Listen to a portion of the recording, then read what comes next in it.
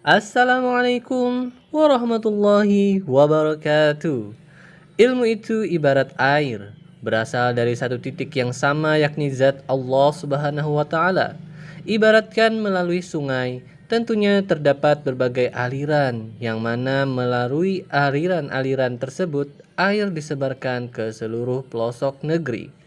Air tadi adalah perumpamaan akan ilmu, sehingga seperti halnya air yang memiliki berbagai arus atau aliran, maka proses penerimaan dan penyampaian ilmu tentunya juga terbagi menjadi beberapa aliran.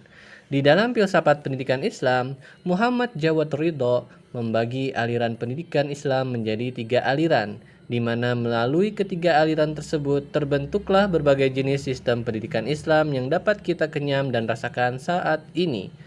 Aliran pertama adalah Al-Dini Al-Muhafidh. Biasanya diartikan sebagai religius konservatif. Bila ditelisik dari istilah konservatif, sebenarnya berdasarkan KBBI atau Kamus Besar Bahasa Indonesia, konservatif berarti kolot dan bersikap mempertahankan keadaan, kebiasaan, dan tradisi yang berlaku, tidak menyukai perubahan, dan menganggap model yang terdahulu sudah yang terbaik, sehingga dapat kesan negatif bahwa kaum konservatif ini terlalu nyaman dengan apa yang diajarkan oleh leluhur, jadi tidak mau lagi adanya perubahan. Oleh karena itu, pengertian ini perlu dikoreksi, karena menurut Muhammad Jawad Ridho, yang dia maksud dengan aliran religius konservatif adalah aliran yang memandang segala sesuatu dari nilai agama, bukan berarti menutup ilmu terhadap perubahan dan tidak menerima inovasi.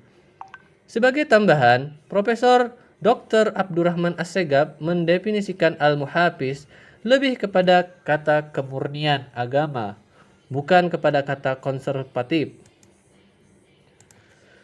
Sehingga lebih tepatnya aliran ini memfokuskan terkait yang dipelajari adalah hanya elemen-elemen yang terkait dengan agama. Jadi, definisi ilmu bagi kaum religius konservatif adalah ilmu yang terkait dengan agama. Pada penerapannya, pembelajaran agama pun sudah diajarkan sedini mungkin. Kita bisa melihat pada pondok pesantren klasik, pondok salaf, di mana semua pendidikan berfokus kepada penguasaan agama. Mulai dari kecil, semua diajari membaca Al-Quran, mengaji, menghafalkannya, mempelajari tafsirnya, hingga mempelajari kitab-kitab klasik terkait dengan agama, seperti hadis, nahwu, sorof, dan lain sebagainya. Sehingga ilmu seperti bagaimana mengelola bisnis, manajemen, ekonomi tidak diajarkan atau tidak wajib untuk dipelajari. Bila terkait dengan apa yang wajib dan tidak wajib untuk dipelajari, pada aliran ini, tokohnya seperti Al-Ghazali membagi ilmu menjadi 2 bagian, yakni ilmu fardu ain dan fardu kifayah. Seperti yang sama-sama kita ketahui, fardu ain berarti wajib untuk setiap individu, sedang fardu kifayah berarti apabila ada sebagian yang sudah menguasai ilmu tersebut, maka gugur kewajiban orang lain di wilayah tersebut untuk menguasai atau mempelajari ilmu itu. Tokoh-tokoh klasik yang termasuk dalam aliran pendidikan Islam konservatif atau Al-Muhafiz diantaranya adalah Al-Ghazali, Al-Tusi, Ibnu Sahnun, Ibnu Jam'ah, Ibnu Hajar Al-Haythami, serta Al-Kabisi. Dalam konteks proses pembelajaran, tokoh-tokoh aliran ini mempunyai cara dan metodenya tersendiri, tapi secara umum mereka mempunyai keidentikan, misalnya menggunakan metode mujahadah dan riyadhah. Pendidikan, praktek, kedisiplinan, pembiasaan, dan pengajian dalil, nakli dan akli melalui kitab-kitab klasik, serta bimbingan dan nasihat dari seorang murabbi, ustadz, ataupun kiai. Sebagai kesimpulan, fokus dari aliran ini adalah murni mempelajari agama saja tanpa ada campur aduk mempelajari hal lain. Hal lain dianggap bukan ilmu dan hanyalah seni atau pengetahuan fadilah yang bermanfaat, seperti hitung-hitungan. Begitulah kondisi yang akan kalian lihat di pondok salaf, di mana santri dari awal pondok hanya berkutat pada Quran, hadis, dan kitab klasik. Selanjutnya adalah aliran religius rasional, Al-Dini Al-Aqlani. Aliran ini memadukan unsur filsafat yang berasal dari Yunani dan keagamaan Islam. Awal kemunculan aliran ini adalah dari hadirnya para tokoh-tokoh cendekiawan Muslim seperti Ibnu Sina, Ibnu Al-Miskawai, Al-Farabi, dan Ikhwan Al-Sofa. Mereka adalah cendekiawan yang tidak hanya pandai dalam hal keagamaan, namun juga kepada hal yang berhubungan dengan filsafat dan sains. Sehingga, seperti Ibnu Sina, selain seorang yang alim, beliau juga seorang tokoh kedokteran yang melegenda hingga sekarang. Perbedaan antara aliran ini dengan aliran religius konservatif adalah adanya perluasan makna ilmu, yang mana pada aliran religius konservatif, ilmu hanya sebatas yang terkait dengan agama.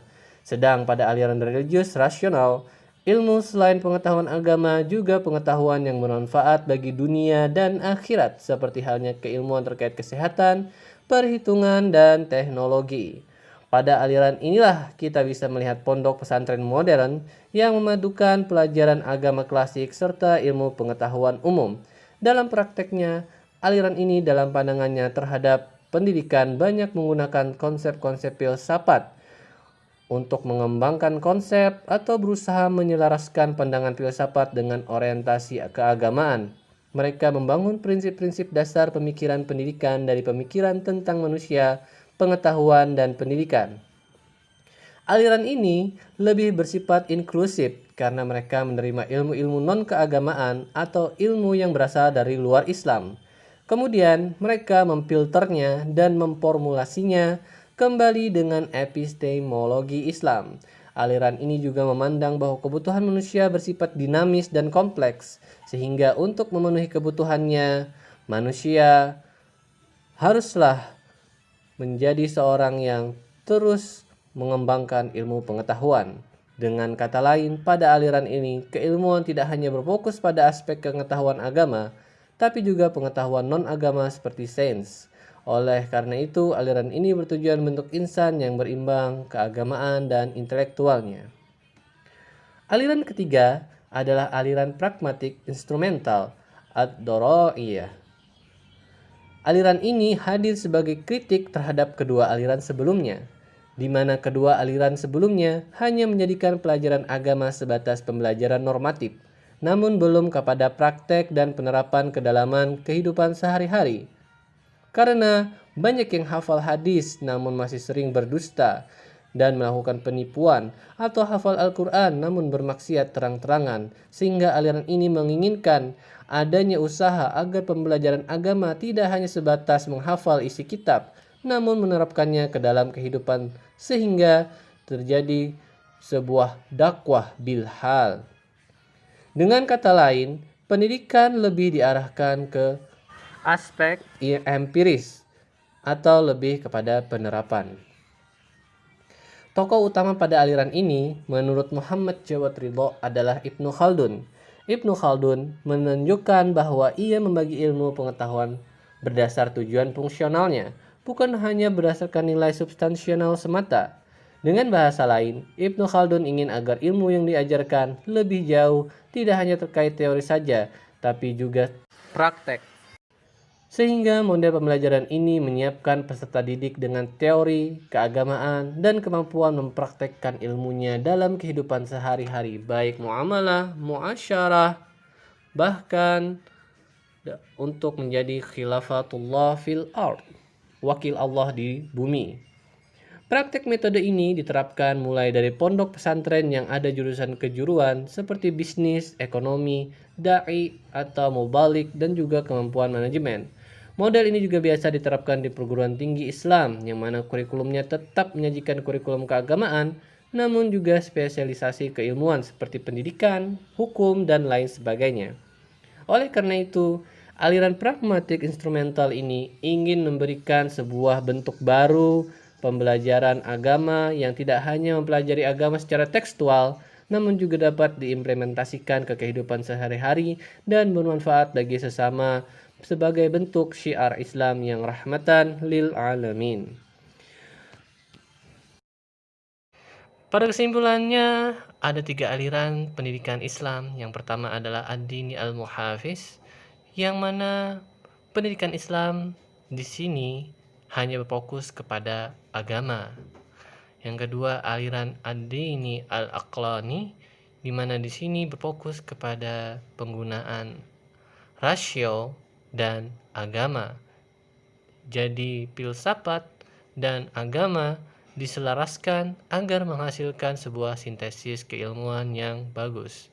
Dan terakhir adalah ad-darai, di mana di situ pendidikan Islam tidak hanya berfokus kepada teks-teks keagamaan, namun juga kepada praktek yang bermanfaat dalam kehidupan dunia maupun akhirat nantinya. Nah, semua aliran itu punya kelebihan dan kekurangan masing-masing.